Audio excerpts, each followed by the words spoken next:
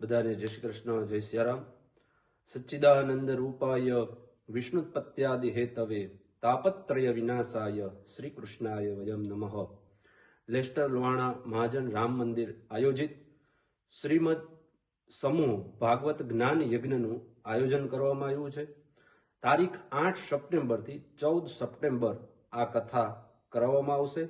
આની અંદર જે કોઈને પણ પોથીજીના યજમાન થવું હોય તો એના 101 પાઉન્ડ રાખેલા છે આપણે.